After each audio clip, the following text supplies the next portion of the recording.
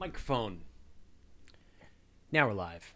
Do you phrase or locate? Phrases to chill? We're live. It happened. Hey, everybody. How's it going? Thanks, Astro B. Astro B just mentioned in the chat that he loves the weekly newsletter, which is awesome. Thank you so much. It's good, actually. It's a lot of fun. I was doing my newsletter like when I first started Universe Today back 20 years ago. All we had was email. So I maintained an email newsletter. And then I let robots handle it, and it started to really suck, and it had a lot of ads in it. And so about 4 months ago or so, I decided I was going to do an all-new version of the newsletter. I was going to write it all by hand, just like from my own brain, and sort of pull together all kinds of news sources. So I'm having a good time with it. It takes a little more time for sure than letting a robot do it, but it's really good. So go to universetoday.com/newsletter and sign up. Well, hey everyone, I'm going to say hi to a bunch of people because that's what happens when you show up right on time. I'm going to say hi to, so here's how this works. For those of you who've never done this, in the chat, when we start, within the first 5 minutes or so, say hi, and then I will say hi to all of the people who are there. So for those of you who've never done this, I'll give you a chance to say hi right now. So for those of you who are expecting Dr. Paul Sutter, he is traveling and he had something else come up, so he wasn't able to join me. So it's just going to be me and all of you this week.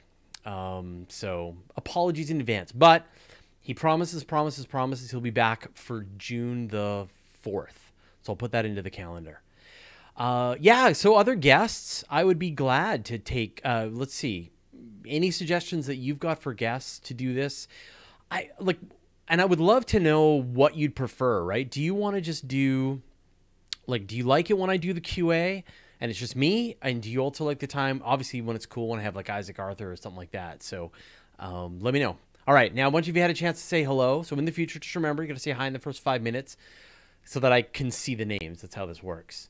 So hi to Astro B and Astro Nation, Avi Scott and Flower, Bloody, Bobby, GameCat X, Campbell, Argyle, Chappers 97, Clenched Rectum. I keep saying that, Clenched Rectum, Crushnut, Darth Vader, Da Great, Devi Nully, Dr. Machine, Work One, Eric Charland, F.S. Moura, George Lancaster, Ghost World, Grant Lanning, Gravel Pit, Jesse Back, Jim Becker, John Hussey, John Victor Quadlibet, Larry Beckham, Lawrence Joseph, Layer Fuchs, Maple Flavor, Matt Minter, Multi Deadeye, Nancy Graziano, Nuno Fernandez, Ocean McIntyre, Parano 001, Peter Who, a lot of people here today. Philip Borlau, Phoenix Torres, hey Phoenix, Ryan Taylor, Scott Bragdon, Sergio Botero, hey Sergio, Spade Ninja 9, Steve Hunt, Stephen McGinnis, Stooniverse, that's awesome. Tapansani, Tesla Ranger, Tyler Hamlin, Uncle Bill Druin, Vesa Taminin, Vladimir Dimitrov, Wickus, Vandemerw, man, you have to help me with that one, and Zaffin. Hey, everybody. How's it going? You know what? Phoenix, I'm going to... Oh, maybe I can't. All right, never mind. Some people in the chat here, I want to just sort of pick out here. Sergio Botero is an amazing artist. He's been doing a lot of the artwork for Isaac Arthur's channel, and he actually did a bunch of custom stuff for when Isaac and I did a video, and he did these really cool spaceships and sort of visualized what it would look like to mine helium and hydrogen from the gas planets and stuff. Amazing. So check out his stuff. It's awesome. Lawrence Joseph. This is so inclusive. There you go. Hey, Lawrence. How's it going? All right. So you got some suggestions. Yes. Paul Gister. Yes. I'm going to write this down right now. So I've interviewed Paul in the past. I got to remember to do this again. Let me just write this down. I was going to put Centauri Dreams up. There. All right. That's just a reminder to me to invite Paul, because I'm sure he'll be up for it, and Paul is great. You know, if you like Isaac Arthur stuff and you like my stuff, if you sort of trace us back, Paul is sort of at the, he's the connection. He does this great website called Centauri Dreams, and he is constantly talking about all the stuff that I'm sure you love, like probes to alpha. His focus is like practical exploration to nearby stars. Like, what is the latest technology? And so it's not super science fiction. It's like, what are people working on today? And I highly recommend his website. So it's Centauri Dreams. Joe Scott. Yeah. Neil deGrasse Tyson. Hey, if anyone wants to bring invite Neil deGrasse Tyson to come and hang out with me, that would be awesome. He's a busy guy. And same with Dr. Brian Cox. Busy people. Maybe I could get Phil Plait to come and hang out with me for an hour, but apart from that, it's gonna be tough. All right, so Martin Schumann. Hey Fraser, any tips to get started with astrophotography? I totally do.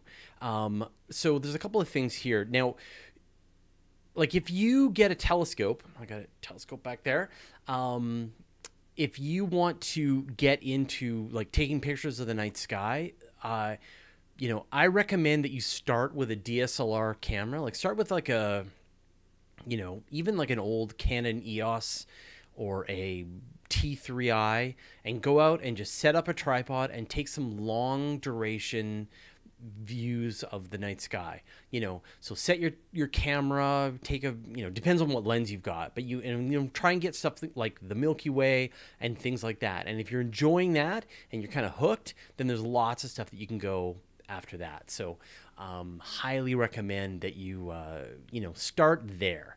And because the Milky Way is a tough enough challenge, especially when you're dealing with light pollution and things like that. So all right, so hey, cool. Nancy, have you taken over Nightbot? That's awesome. Oh my God, that is so awesome. All right, so Nancy Graziano is like the producer of the Weekly Space Hangout and sort of one of the core members of the Weekly Space Hangout crew. I didn't even know that we could do this with Nightbot, and now she has like hacked it. So Nancy's the person who invites a lot of the guests to the Weekly Space Hangout, and is just absolutely one of my favorite people. So Nancy, so glad you were able to show up, and thanks for all of your help. Nuno Fernandez, any more advancements in the mid-mass home research? I haven't heard anything about what you're talking about is intermediate mass black holes, and these are sort of these theorized black holes. They're going to be sort of in between the stellar mass black holes and the supermassive black holes, and they are thought to be out there somewhere, but they haven't been detected directly. And right now the only evidence for them is, right now the merging black holes that have been seen with the gravitational waves, those have been seen, but they're still more on the stellar mass side. And the only evidence for intermediate mass black holes, like ones in the thousands of times the mass of the sun, is in globular clusters. And with them, it's only, really sort of indirect. Like they're seeing how the stars are moving around inside the cluster and using that to infer that there could be some intermediate mass black holes there. But so far, none have directly been detected. That said, there's some really new, interesting stuff even just in the last couple of weeks. Astronomers discovered a bunch of like thousands of black holes are probably orbiting around the supermassive black hole at the heart of the Milky Way. And so it makes sense that those black holes could be merging and mashing and increasing in mass. And maybe that's another way that you could get an intermediate mass black hole. But so far, none have been actually found. Tyler Hamlin, would you be able to help me find stars via coordinates, right ascension, and so on?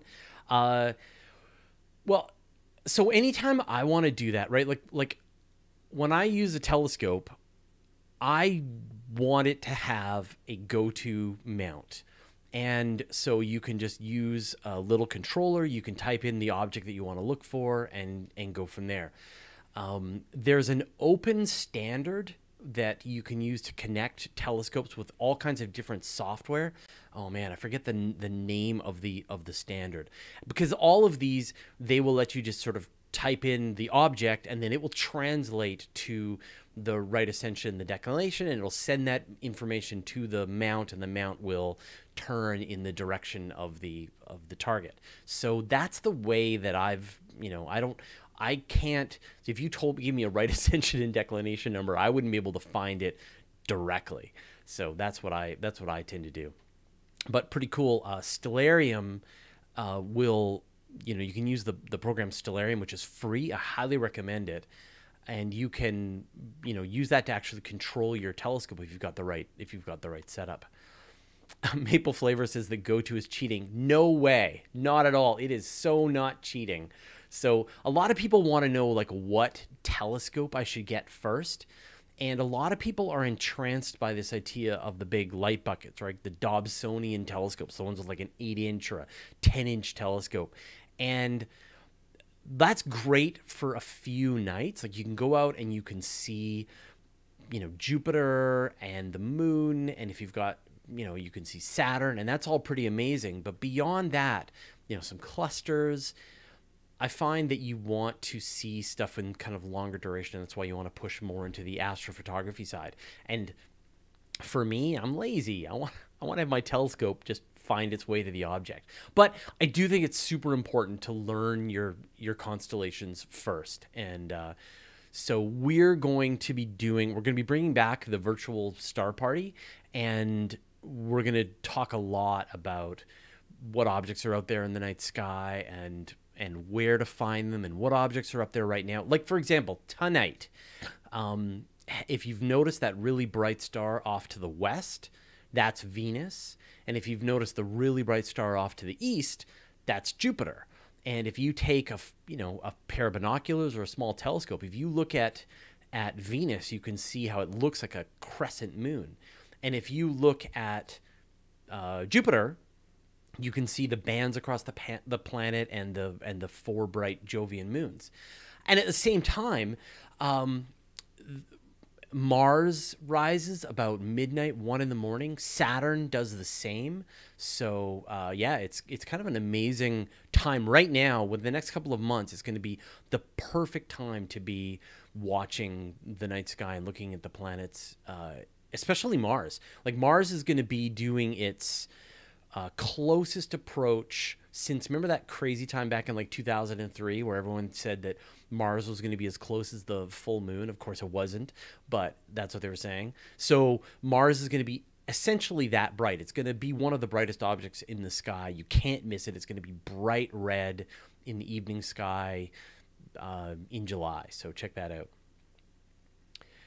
There was a question here. Okay, so John Michael Gaudier brings up, any thoughts on the new interstellar asteroid from today? So for anyone who didn't see this, and we're still reporting on this, is that a new interstellar asteroid was discovered orbiting essentially the same orbit as Jupiter, but it's in a retrograde orbit, which means that it's going backwards from the rest of the planets in the solar system, which is super weird and would require some kind of extreme capture to be able to do that. And so they're in the process of determining that it came from another star. And so the thing with Oumuamua, the interstellar asteroid that we saw a couple of months ago, was that it was on this really crazy trajectory. It's possible to sort of spool up a mission, launch it on a Falcon Heavy, catch up with Oumuamua, and send a probe to the surface, but really, really hard. And it would take, at this point, probably about a decade to actually get there, even if you launched in the next couple of weeks.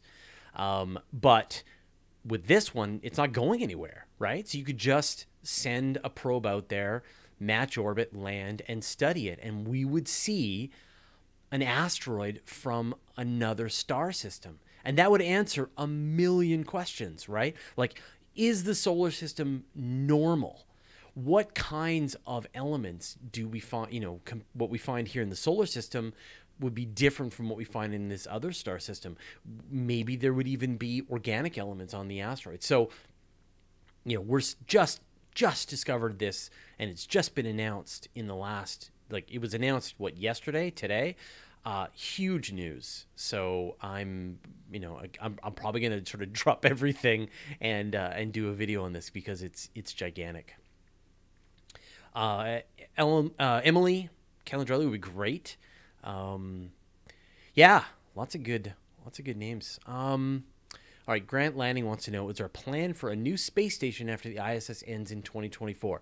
So right now, I don't know if you've heard, so the Americans are sort of saber rattling that they're going to pull out their support of the International Space Station probably around 2024. And the irony is that the Russians had been the ones who'd been saying that they were going to pull out of the International Space Station, and then the Americans sort of diplomatically negotiated them to come back to the table and continue to support it to 2028. And then the administrations changed, and the new administration is looking to kind of pull the money out of the space station. And it's a couple of $1 billion, $1.5 billion a year.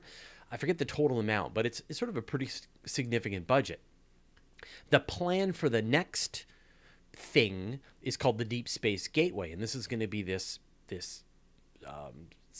space station that's going to be in this strange orbit that goes around the moon, and it's going to serve as sort of a stepping off point to the deeper solar system. But the problem is that the budget that's being spent on the Deep Space Gateway, the budget that's being spent on the International Space Station is going to take away from the budget that's being spent on the Deep Space Gateway. So it's going to be really tough for people to sort of fund both. And you've got to guarantee that the budget is going to expand. It's going to cost more than you expect. And so I can understand why if the administration is serious about funding this sort of, having humans go back to the moon, then it makes sense for them to defund the International Space Station and start funding the Deep Space Gateway. My guess is that, even though it's $1 billion a year, they're going to keep funding the International Space Station as long as they can. The Deep Space Gateway is probably not going to survive changes in administration. And please look at my video about capabilities-driven exploration at some point, because it's the back and forth, right? We're going to go to the asteroids, we're going to go to Mars, we're going to go to the moon, then we're going to go to the asteroids, Mars, moon, So we'll see what happens.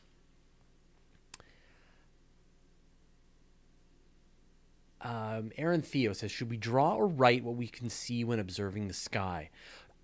So what you're talking about is doing astronomical illustrations, and there's a ton of value to doing that. To what you can see with your eye, the kinds of features and fainter things you can see. It's a really valuable process to do that, and great practice to sketch things that you see. I used to do that as a kid, such an astronomy nerd. But then also, I think, doing astrophotography as well. So the great thing about observing with the eye is you just sort of, you don't have to worry about whether you got the picture or not and the long exposure. So both are really valuable. If you enjoy doing that, you should totally do it. There's some great astronomical illustrations that I shared in the newsletter a few months back from like the 1800s, and they're beautiful. And I think they're in like various art galleries. And so I think it's still sort of a lost art. We actually, in the new astronomy book that we're working on, we actually talk about how valuable and, how much fun doing your own illustrations are of the night sky. So totally do it. I love it. Send me a picture. I want to see the illustrations that you've done. Mikhail Funderburk says, cylinder habitats. Why can't we do this now? All right. So if you hang out with me, I'm going to be Dr. Buzz Killington, right? Like, you're going to get the sense of this. You got Isaac Arthur, John Michael Gaudier. They're going to sort of send your imagination into the future, and I am going to ruin science fiction Christmas. And that's just sort of the place I've found myself at. And so I did this episode about artificial gravity and this idea of, why don't we go and build some kind of orbital facility that we can create artificial gravity. And the problem is that it would take hundreds of launches, thousands of launches of the BFR just to build the thing. right? And so the question is, like, why do we want a rotating habitat? Is it so we don't, our bones don't soften, and we get pressure issues and issues with our vision? Like, there's definitely health problems with living in space. But it also seems that human beings can handle being in fairly, you can be in a fairly small centrifuge that's just a couple of meters across, the kind of thing that can fit in a Dragon capsule. Like, it could be built and launched today. Well, not today, in a couple of years. And it could be installed to the International Space Station or to the Deep Space Gateway or just on its own standalone space station.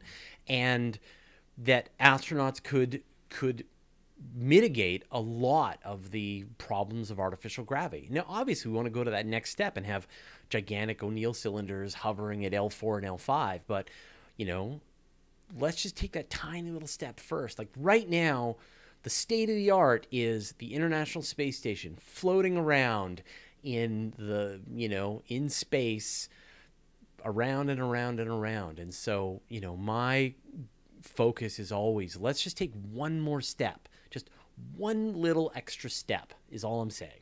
So A.V. Scott and Flower is saying humans atrophy without 1G gravity. Well, so here's the thing, right? Like, what it appears now is that there are, I forget the number, there's like 11 bad things that happen to the human body. Your muscles atrophy, your bones soften, I forget all of them. And there are some that with exercise, you can essentially minimize or even reduce them entirely. Now, you're exercising all day long, right? Astronauts have to exercise for a tremendous amount of their day. But then there's a couple of things that no amount of exercise is going to do. You get this fluid redistribution. You have problems with your balance, although it doesn't really matter while you're in space. And there's problems with your eyeballs, where the sort of fluid pressure changes in your eyes, and it can cause problems with your vision. So those, you do need some kind of gravity, but it could very well be that you only need like an hour in a centrifuge to overcome that. So this is the next big question that I think NASA needs to solve, or somebody, is with some kind of small centrifuge, can you avoid some of those down long-term sides of gravity, of lack of gravity? And so that's where I think, we just need to have these tiny steps forward. But again, this is just my opinion. So, and then John Michael Gaudier will, talk about the L4, L5 O'Neill cylinders. Sean Champagne is wondering how timekeeping works on Mars. How would the future colonists handle time between their home planet and Earth? Ever heard of the Darien calendar? I haven't heard of the Darien calendar, but, on Mars, a day is like 24 hours, 24 and a half hours. So it's a little longer than it is on Earth, which is kind of amazing, right? When you think about the time, that Earth and Mars happen to have orbits or rotation rates that are that close to each other. And for here, when people are working on spacecraft, they actually start keeping Mars time. So because that's the time when the rovers are, sort of, there's a set amount of time that the rover is sort of in view, and there's ways that you can communicate with it. And so the folks on Earth change their schedule, and they slowly shift every day. They work a little later and they come home a little later, and they shift around the clock. And then once things became pretty routine, then they just changed to running on Earth time anyway. And then sometimes, people would have a shift that was at night. So you can imagine, when you're living on the surface of Mars, you're going to acclimate to that longer time.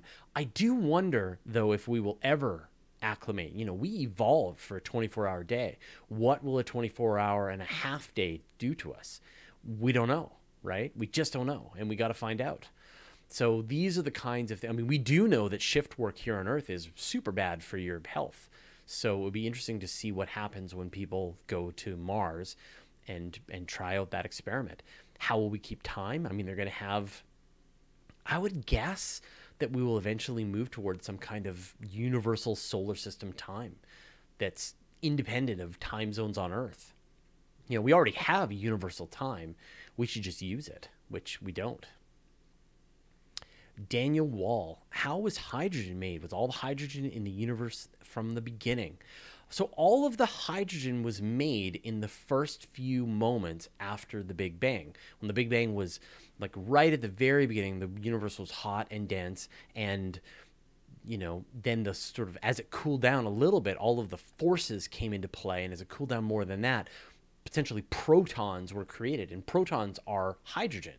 And the amazing part is that for a while, I forget the exact time, it's thousands of years? No, it's minutes. For a few minutes, the entire universe was the core of a star, essentially one big star. And so it had fusion in its core, turning hydrogen into helium. And then the Big Bang got to a point that the universe had cooled off, that this fusion would no longer happen. But that amount of hydrogen and helium, that ratio, and a little bit of lithium and other heavier elements, was left over into the universe. And so when we look out into the universe and we see 3/4 hydrogen and 1/4 helium, that's left over from that time when the entire universe was acting like a star.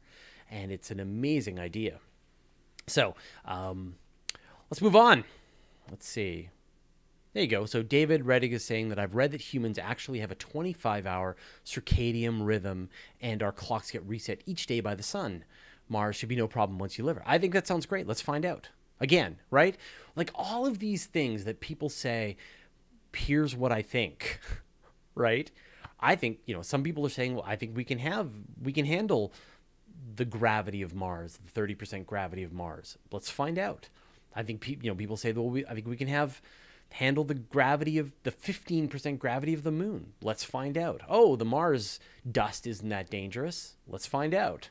So all of these things, each one of these little questions, I think needs to be answered. Someone needs to look into them and find out. Vesa Tamanin, Fraser's the black hole image already released that they're trying to get from Sagittarius A. Man, every week. I wish it's not yet. So of course, we're talking about the Event Horizon Telescope, and about a year ago now, all of the radio telescopes on the entire planet, including ones in Antarctica and ones in space, gathered together and took one big image of the supermassive black hole at the heart of the Milky Way, and then all the material was going to be gathered together, and they're waiting and they're doing the data processing on all of these data that were captured, and we're still waiting for that first image. It's got to be soon. Anthony, say lava. There you go. Lava, pasta, llama. You like that? Welcome to the west coast of Canada. There, I did. I said pasta, lava, and llama. It's funny. Someone was like, no, it's you say lava like you say llama. No problem. Done. There you go. A.V. Scott and Flower, have you played Surviving Mars? I have not. I just don't have much time for games. What am I playing right now? I'm playing Stellaris, which I always get confused. Stellaris and Stellarium. One is the software for running your own planetarium, which I highly recommend, and the other is a 4X space colonizing game. I just got a new game. What is it called? Let's see if it pops up. It's called Star Traders Frontiers, and I started playing that, and it's super fun. I'm just getting into it. I've got Slay the Spire, which I've played a ton of, and I really like it, and I can't wait for them to sort of come up with more to that game. And what's the other big game? Oh, and I just got BattleTech, which I've been playing. So, you want me to say God of War? There you go. Am I mispronouncing that with my outrageous Canadian accent? No? All right. Now they're just getting me to say things. Is that what's happening? Krishnaut, Dark Matter. When do you think we're going to have the first detection? If you want to speculate, what do you think it will be like? A new particle, new physics, something in a new configuration? All right, so we are beyond my pay grade, right? Remember, I'm a science journalist, not a physicist. But what do you think dark matter is the question I like to ask every single physicist who crosses my path, especially the ones who are into dark matter. And the consensus at this point is that it's probably some kind of particle, and that particle doesn't interact with itself or with regular matter, and it doesn't seem to have some kind of cross-section, and that's when we don't know what it is, and it has gravity. So that's what it is. That's what they think it is. And there's enough evidence to say that that's what it is. But to know what it is more than that, we don't know. And I think, sometimes we just say, it's okay to just say, I don't know, right? Let's find out. We don't know what this thing is. Let's just find out. And that is, and I feel like, when people are like, oh, I don't like dark matter. I don't know why physicists invented this thing to explain the universe or whatever, but they didn't, right? Galaxies are rotating strangely. There's all of this other evidence that there's mass out there that they don't know what it is, and they're trying to figure it out, right? And that's as far as we've gotten. Okay, Anonymous Freak says, we'll know if you're real Canadian if you say sorry, and we'll know which side of Canada based on how you say it. There you go. How'd you like that? Sorry. Wait, how do I say it? Sorry? Okay. Yeah, my wife is American, so she thinks it's hilarious the way I talk. Tomorrow. Atlantic Coast says sorry more than Pacific Coast. And Steve McGinnis is saying that Canadians pronounce the same as English. Z is Z, not Z. That is true, which is pretty weird as we say things. What was a weird one?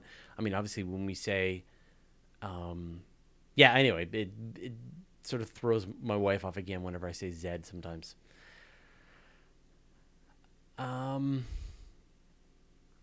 Marco Parigi, would it be easier to have a colony inside a comet than on Mars? That's a really great question.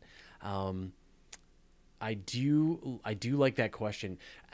I don't know whether a comet is the right machine for having a colony or whether it's an asteroid, both of which you would probably, they have resources that you can use. There's the other one that she likes. That's the one that cracks her up when I say resources, because apparently Americans say resources, and again, my wife says we don't have sources. You don't have sources.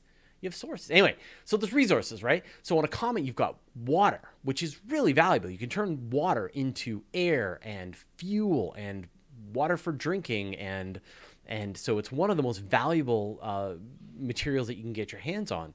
So to put down a colony on a comet makes a ton of sense, especially because they're actually dirty snowballs mixed in with other substances like, it's going to be rock and organics and all kinds of stuff on comets. So they make a ton of sense. Asteroids, you've got rock, potentially water under the surface. Again, a great place to go. In fact, sort of what is an asteroid and what is a comet is all starting to blur at this point. It's just what's its distance from the sun will define how much volatiles it's got on it. So I think both of those are great.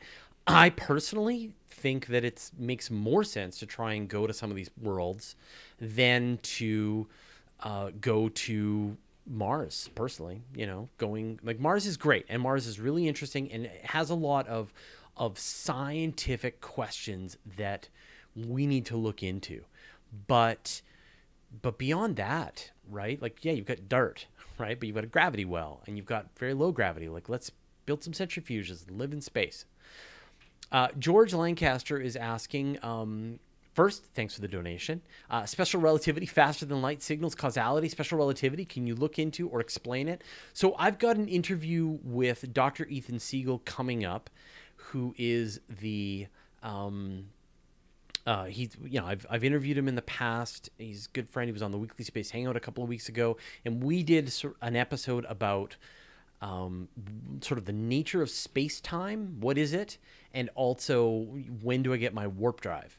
And Ethan just did a book all about the science of Star Trek. And, I was expecting him to be even more cynical about faster than light travel, but he said that, if you can get, I'm paraphrasing, the episode comes out in just a couple of days, but if you can get your hands on negative mass, then a warp drive actually makes sense. And in fact, it wouldn't be anything like Star Trek. Like, you would be able to travel for vast distances instantaneously.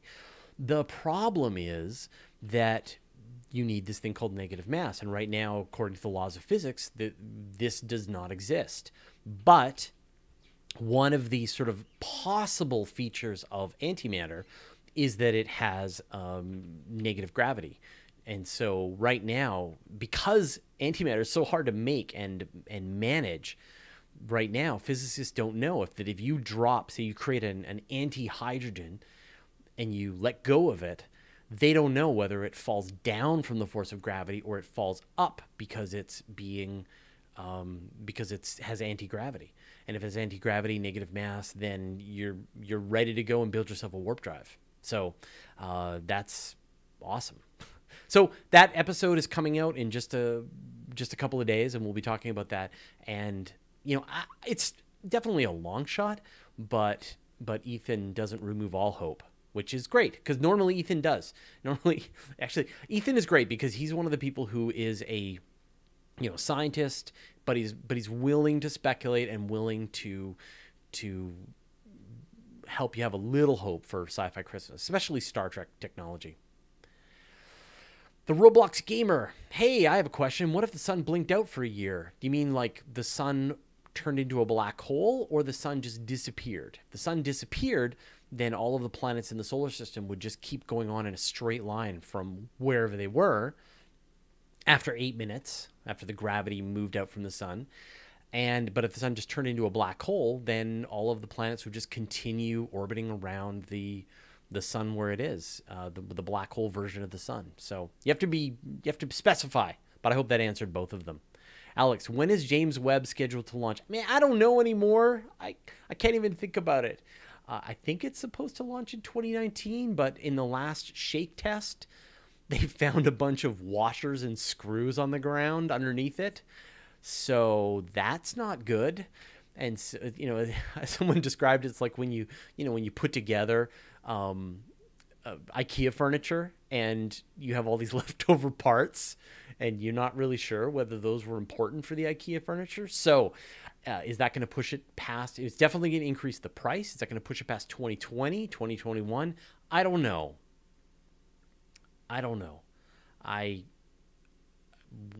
This is sort of, we're into the sunk cost fallacy territory. We can never turn back. The James Webb has got to launch. And I actually looked at a paper today that was really interesting, and it's talking about the scientific capabilities of the James Webb Space Telescope. And I think I'd like to report on that or do an episode on. I get too many ideas I want to do episodes on. But sort of talk about the capabilities, and it's really important to understand how powerful the James Webb is. It's a $10 billion space telescope when all is said and done. The size of the mirror, it's 7 Hubble Space Telescopes all bolted together into one big mirror. It's outrageous. It's going to be able to directly look at the first stars forming after the Big Bang. It's going to be able to see the atmospheres of other worlds. Like, we really need this spacecraft. We need this telescope. So we just got to keep going. And the thing is like, there are multiple complicated, brand new technologies that engineers developed to build this thing. And it's not surprising that they ran into challenges as they were building it. That's how it works.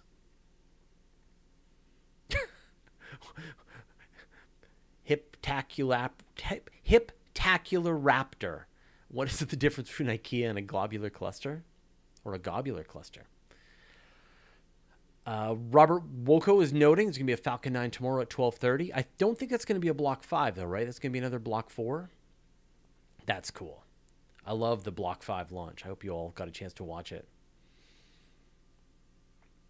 Stooniverse, just out of interest, would the James Webb Space Telescope be able to directly view Proxima b, like the planet around Proxima b? I don't know. These are the kinds of questions that I want to find out. So I'm going to probably do an episode just like exactly what will they be able to see with the James Webb Space Telescope, and I'll try and find some to sort of answer this once and for all.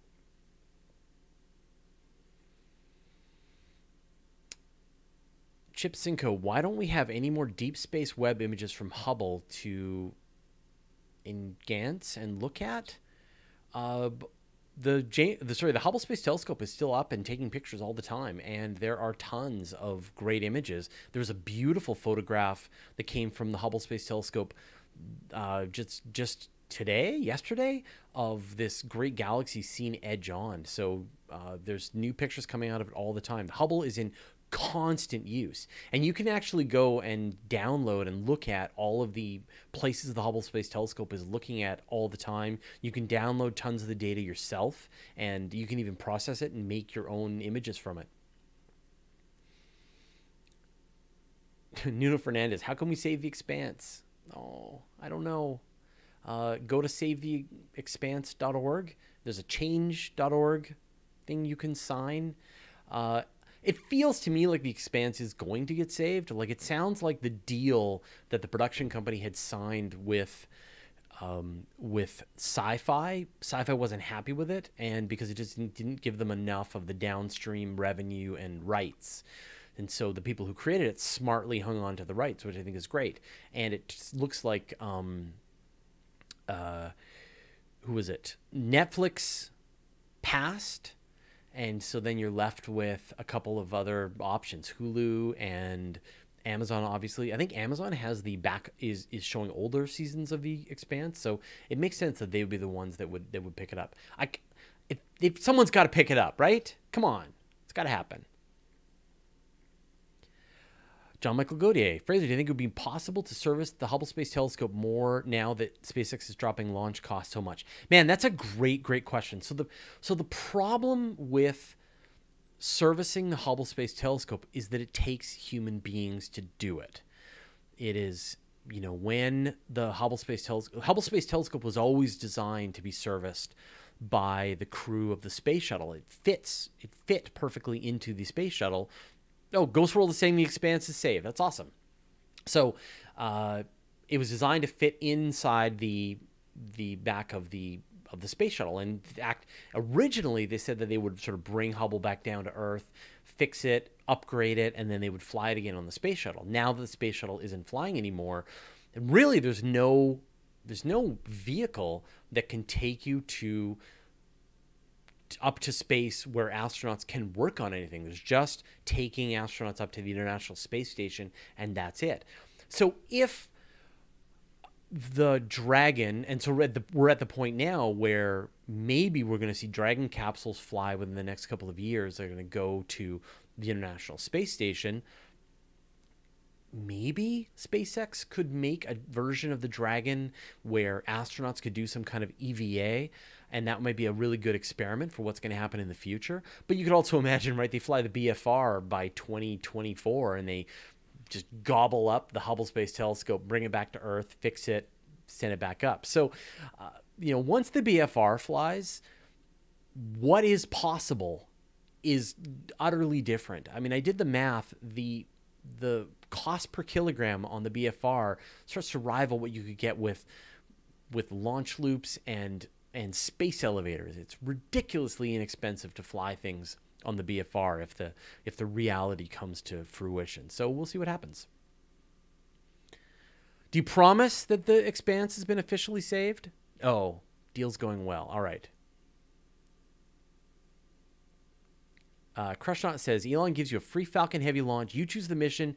Don't worry about costs. Elon's got you. Where do you go and what do you send? Oh, that's such a great question.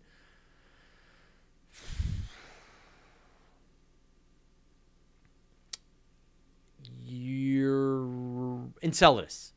I choose the some kind of orbiter to go around Enceladus to take a really good look at the plumes and the geysers that are flying out of Enceladus. I think that's the thing I want. So make that happen, Elon, please. Peyton Long, speaking of telescopes, what model of telescope is the one behind you? How strong is it? It is a 70 millimeter stellar view apochromatic refractor, and it was actually provided to me by Oceanside Photo and Telescope, and they're the ones who are going to be helping bring the virtual star parties back. 70 millimeter, it's nice. It's a really nice telescope. I've got a very big eyepiece on it, so it's a really wide field of view. So like you can't look at things like even Jupiter. You can just barely see the moons on Jupiter, even though the telescope is very powerful.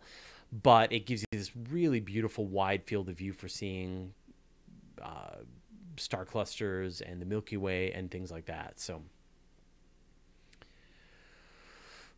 yeah, Grant Landing says that's a perfect interview question for all guests. It's true. I used to say sort of same kind of thing, right? Blank check.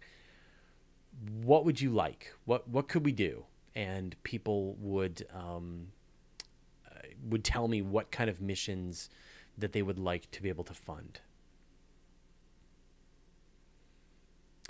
Oh, Cody's Lab. Hey, Cody. Yeah, good choice. I think in Europa, but Enceladus is probably just as awesome. Yeah, Europa's great, but the radiation environment around Europa is so nasty that I think I would rather have something out at Enceladus. And you can study Saturn some more, right? I mean, the sadness of this is that right now there is no spacecraft at Saturn. We're all so used to Cassini being at Saturn for the last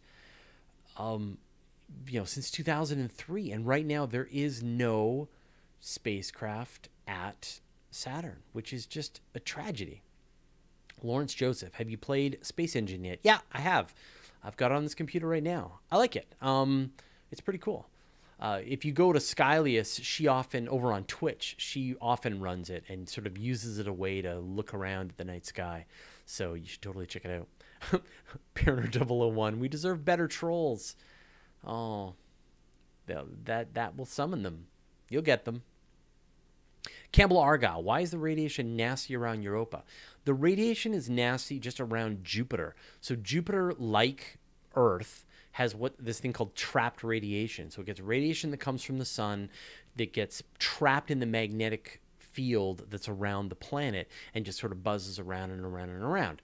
And so, but on Jupiter, the magnetic field is so much more powerful.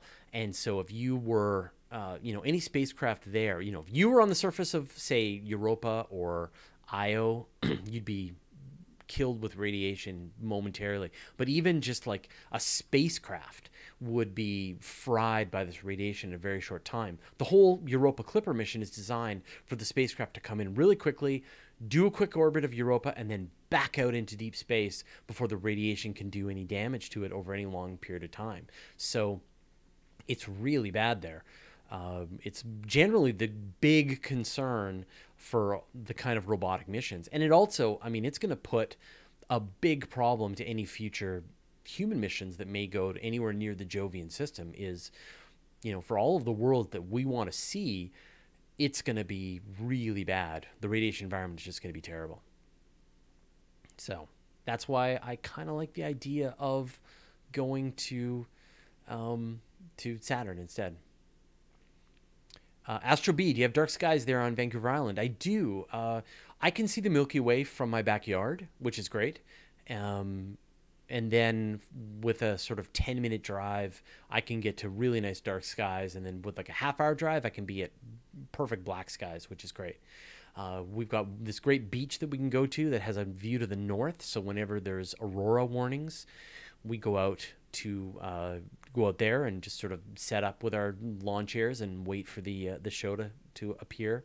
That's how on my channel I posted some auroras that I saw about 6 months ago, and it was stunning. So yeah, no, it's good. It's a great place.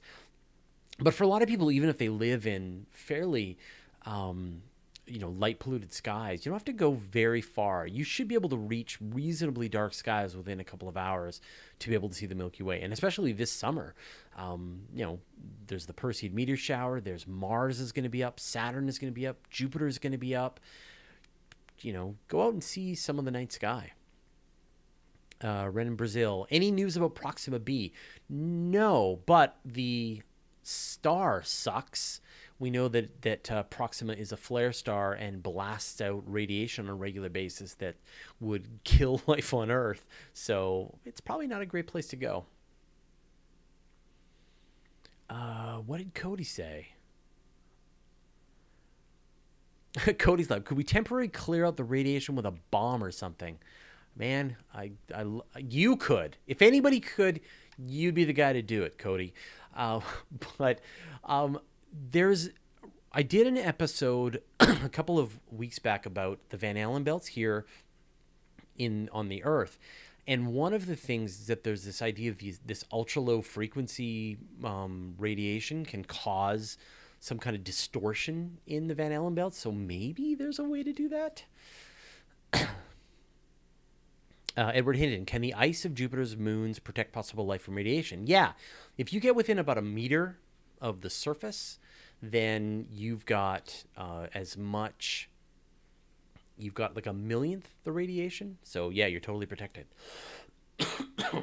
Voice is starting to go. Any more questions? Farney McGee, if there were private space stations, who's going to control all the debris in orbit? It'd be a nightmare. Yeah. Yeah, when you think about where we're going with SpaceX launching 5,000 satellites, and that's just one of many different groups sending up satellites, space is going to get very, very congested very soon, and it would suck to be on a space station if we had some kind of Kessler syndrome where all of the space debris turned into this just shrieking shield of metal around the Earth. That would suck.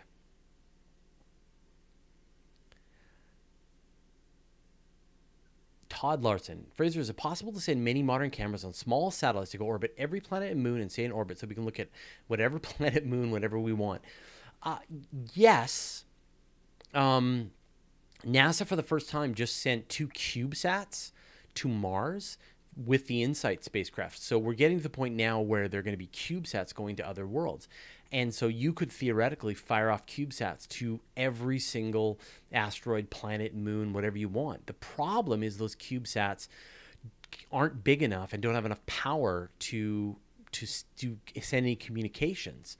But you could kind of imagine this future infrastructure where you've got, probes and spacecraft that are sending communications back and forth for each other, and then you could imagine that. Now, I did an episode about electric sails, and one mission idea that they had for this was that they would send these electric sail spacecraft, send out like 50 of them, and they would all go out to the asteroid belt, and they would all find targets, and they would explore them, and then they would all arrive back a couple of years later, and we would then download all the information from them. So that's one of the big challenges, to just get a signal back. When you think about the Galileo spacecraft, the Galileo spacecraft, for example, it mostly failed because they couldn't get its antenna opened up enough, and so they were only able to send back a fraction of the data that they were originally anticipating. So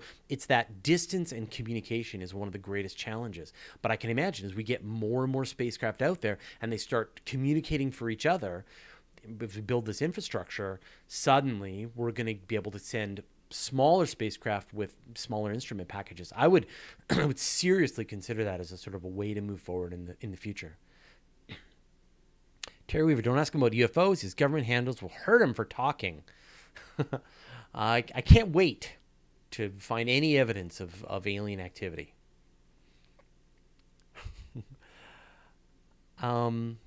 Chip Sinko, what is the job of the CubeSat if they can't communicate? Well, this is the thing. They're going to Mars, and there are a ton of spacecraft already at Mars. And so all those other spacecraft can do the communications for them.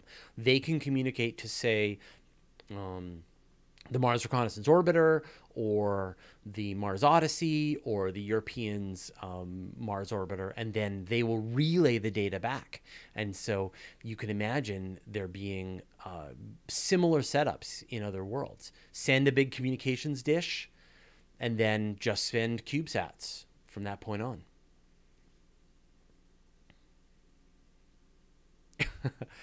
Oh, hey, I should get Scott Manley to show up.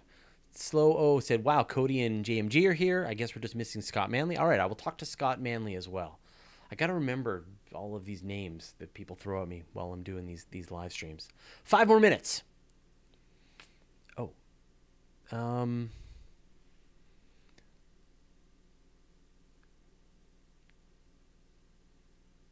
Let's see. Any more questions? Arjone says, would aliens be able to detect us if we start using the breakthrough starshot? Good question. One of the ideas that people have had is detecting aliens by their essentially their methods of communicating and sending spacecraft with lasers. And in fact, one of the explanations for fast radio bursts is that what you're seeing is these spacecraft shooting a laser to accelerate away. And so maybe in the far, far future, as we start to develop laser systems capable of sending spacecraft, they could actually detect us, because a laser is, is very pinpoint, as opposed to a radio transmission that goes out in all three dimensions. Emily Lakdawala, Scott Manley, who I've had, and Emily Lakdawala, who has been on the Weekly Space Hangout. She hasn't been doing this with me yet, but I don't know of Claudio Macone. That sounds great. All right. Email me after your guest suggestions. That sounds great. Yeah, Emily just wrote, I've got it right here, The Design and Engineering of Curiosity, How the Mars Rover Performs Its Job. Larry Beckham, any news on the microbes growing on the outside of the ISS? No news of that. So, you should, the last we heard of this, I think it was the Russians had said that they had found some microbes growing on the outside of the ISS, and right away jumped to the conclusion that, maybe it had come from space. But I haven't heard any sort of legitimate confirmations about that. So, Marco, you should talk to Nancy Graziano, who is right here.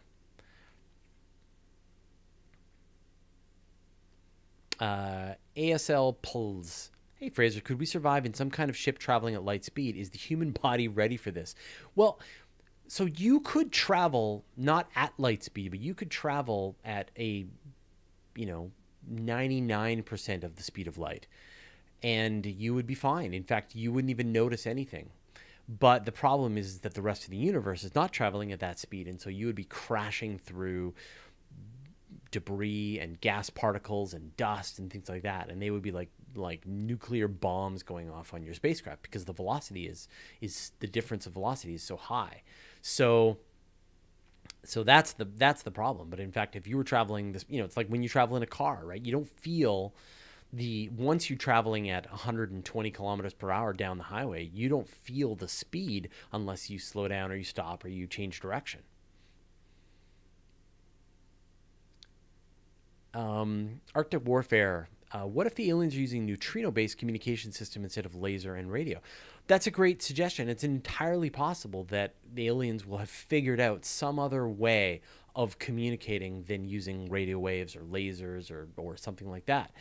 So the thought is that they would be communicating in radio waves for us, really, to do us a favor, because and that's a thing that we would probably do, right? We get to a certain level of technology, and we know that civilizations starting out as their new technology, they're going to use radio waves or light waves, and so that's a way that they're going to want to communicate. And then later on, and so even though we may have advanced beyond it, they're going to still stay backwards compatible to these other technologies. Larry Beckham is saying that Russia tried a sample return from Phobos. Sadly, it failed. Yeah, as I mentioned in the past, the Russians have not had a lot of success in going anywhere near Mars, but their Phobos mission, their Phobos Grunt, was going to go to Phobos, grab a sample, and bring it back, and the spacecraft failed to even get out of the orbit of Earth. All right, I think we've reached the end of the hour. Man, it goes by so fast. Thanks, everyone, for asking all of the questions. It's super fun. I will be back next week. Probably have another special guest, but definitely send me emails of guests that you think, because I'm not thinking of it right now. But just send me an email, my name @gmail.com, which would be great. And then I will try to queue up a bunch of them. Like Paul Gilster at Centauri Dreams. It's on my screen right now. All right. Thanks, everybody. Next episode coming up is my interview with Ethan Siegel about what is space-time and when can I have a warp drive. So we will see you later on this week. And then a Weekly Space Hangout. We have an astronaut as our guest this week on the Weekly Space Hangout, I think. Anyway, I let Nancy think of the schedule. All right. Thanks, everybody. And we'll see you all next time.